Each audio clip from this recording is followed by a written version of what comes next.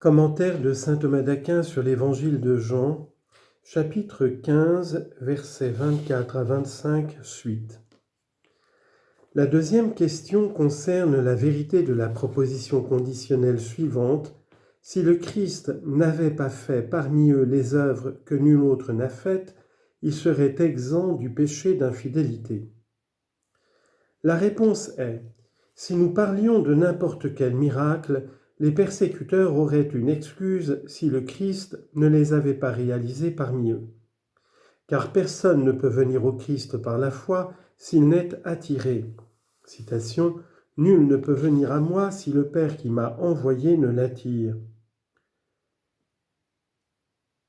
Jean 6, 44. C'est pour cela que, dans le Cantique des Cantiques, l'épouse dit « Attire-moi à ta suite, nous courrons à l'odeur de tes parfums. » Cantique des Cantiques, chapitre 1, verset 3, dans la Vulgate. Voilà pourquoi, s'il n'y avait personne pour les attirer à la foi, il serait excusable de leur infidélité.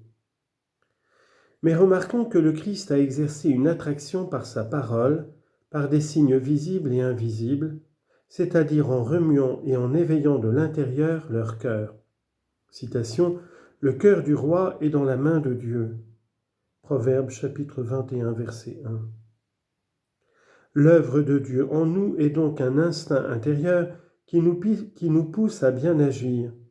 Et ceux qui y résistent pêchent, autrement, c'est en vain qu'Étienne aurait dit « Toujours vous résistez-vous à l'Esprit Saint ». Acte 7, verset 51. Et encore, le Seigneur m'a ouvert l'oreille, celle du cœur, et moi, je ne le contredis pas. Isaïe 50, verset 5.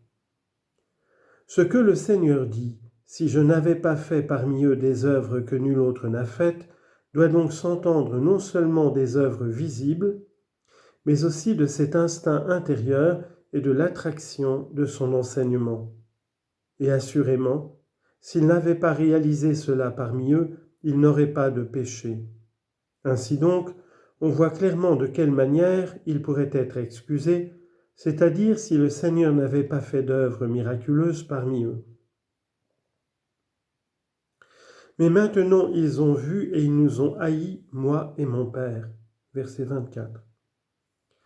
Ici, le Seigneur montre ce qui est à la racine du péché d'infidélité qu'ils encouraient, c'est la haine à cause de laquelle ils ne croyaient pas aux œuvres qu'ils avaient vues. Aussi dit-il, mais maintenant ils ont vu, sous-entendu les œuvres que j'ai faites parmi eux, et ils nous ont haïs, moi et mon Père. Citation, puisqu'ils ont eu en haine la discipline et n'ont pas reçu la crainte du Seigneur. Proverbe chapitre 1, verset 29. Et comme le dit Grégoire, dans l'Église, il y en a qui non seulement ne font pas le bien, mais aussi persécutent, et ce qu'ils négligent de faire eux-mêmes, ils le détestent encore chez les autres. Aussi leur péché n'est-il pas commis par faiblesse ou ignorance, mais par leur seule application. Verset 25. Mais c'est pour que s'accomplisse la parole qui est écrite dans leur loi, ils m'ont haï sans raison. On pourrait dire, si c'est un fait que les Juifs t'ont haï, toi et ton Père, pourquoi fais-tu des miracles pour eux ? Aussi le Seigneur répond-il en disant qu'il fait cela pour que s'accomplisse la parole qui est écrite dans leur loi, ils m'ont haï injustement. Mais à ce propos, un doute s'élève.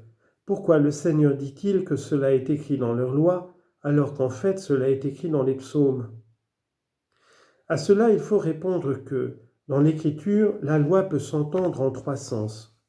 Parfois, en effet, il s'agit communément de tout l'Ancien Testament, et c'est ainsi qu'on le comprend ici, parce que toute la doctrine de l'Ancien Testament est ordonnée à l'observance de la loi. Citation, « Souviens-toi de moi lorsque tu viendras dans ton royaume » Luc chapitre 23, verset 42. Parfois, la loi désigne la partie de l'Ancien Testament qu'on distingue des hagiographes et des prophètes. Citation, « Il faut que s'accomplisse tout ce qui est écrit de moi dans la loi de Moïse, et les prophètes et les psaumes. » Luc 24, verset 44. Auxquels s'ajoutent aussi les hagiographes. Et parfois la loi désigne la partie de l'Ancien Testament qu'on distingue des prophètes seulement. Les hagiographes sont alors comptés avec les prophètes.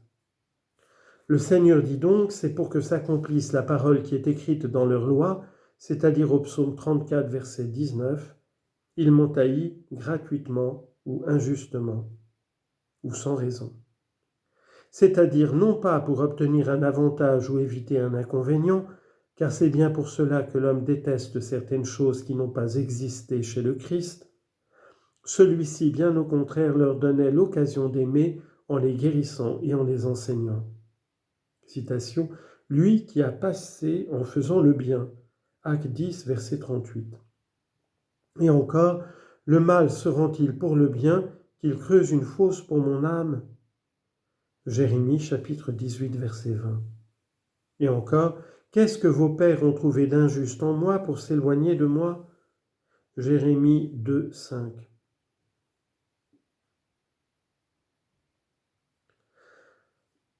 Le Seigneur montre à présent que les persécuteurs sont inexcusables en raison de ce qui allait survenir après lui, parce qu'ils allaient avoir d'autres témoignages, celui de l'Esprit Saint et aussi celui des apôtres. Il expose d'abord ce qui leur adviendrait de la part de l'Esprit Saint, puis ce qui leur serait donné par les apôtres. Verset 26. Lorsque sera venu le Paraclet que moi je vous enverrai d'auprès du Père, l'Esprit de vérité qui procède du Père, c'est lui qui rendra témoignage de moi. En ce qui concerne l'Esprit Saint, il touche 4 points. Sa liberté ou sa puissance, sa douceur, sa procession et son opération.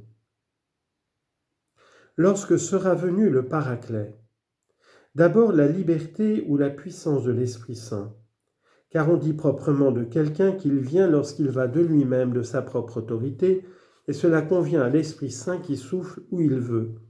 Jean chapitre 3, verset 8.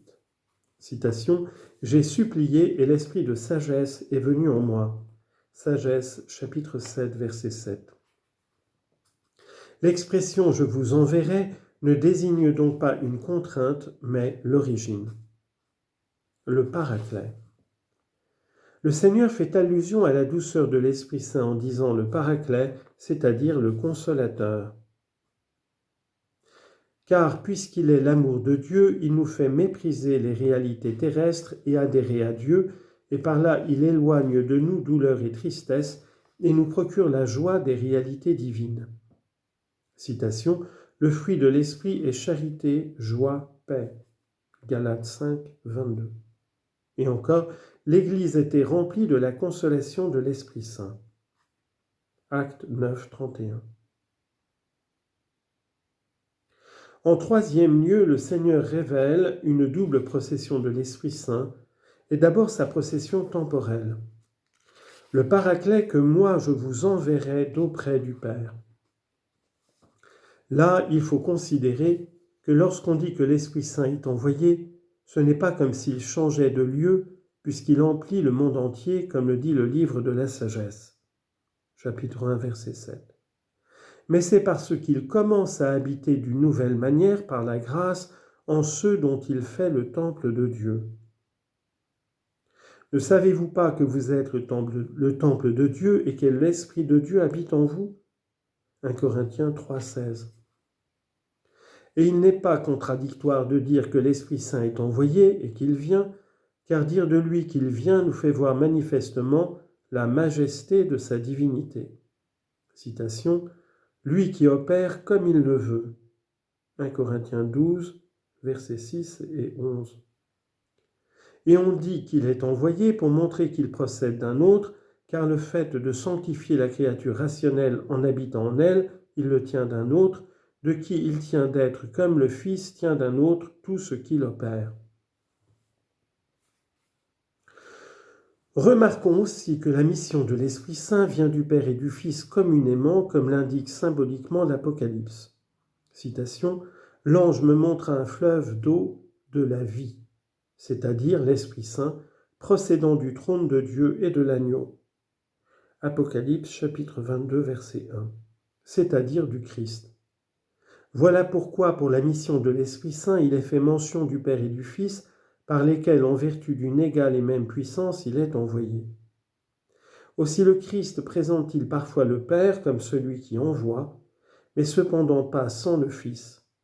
Citation, « Mais le Paraclet, l'Esprit Saint que le Père enverra en mon nom. » Jean 14, verset 26. Et parfois il se présente lui-même comme celui qui envoie, mais non pas sans le Père.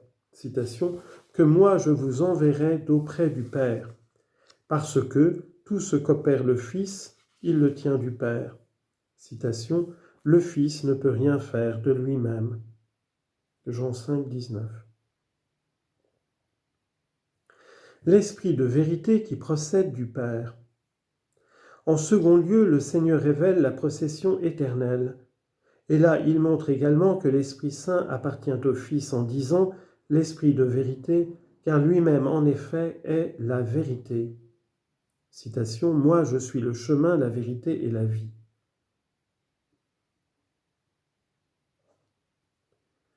Jean 14, 6. Et que l'Esprit Saint appartient au Père lorsqu'il dit qu'il procède du Père. Ainsi donc, quand il dit l'Esprit de vérité, cela revient au même que s'il disait l'Esprit du Fils. Citation, « Dieu a envoyé dans nos cœurs l'Esprit de son Fils. » Galates 4, 6. Et puisque ce nom « esprit » exprime une certaine impulsion, et que tout mouvement a un effet qui convient à son principe, comme la chaleur rend chaud, il s'ensuit que l'Esprit Saint rend ceux auxquels il est envoyé semblables à celui dont il est l'Esprit. Et parce qu'il est l'Esprit de vérité, il enseigne la vérité tout entière, comme il est dit plus loin, citation, « Mais quand il viendra, lui, l'Esprit de vérité, il vous enseignera la vérité tout entière. » Jean 16, verset 13. Et encore, « L'inspiration du Tout-Puissant donne l'intelligence. » Job 32, verset 8. De même, parce qu'il est l'Esprit du Fils, il fait des fils. Citation, « Vous avez reçu un esprit d'adoption filiale. »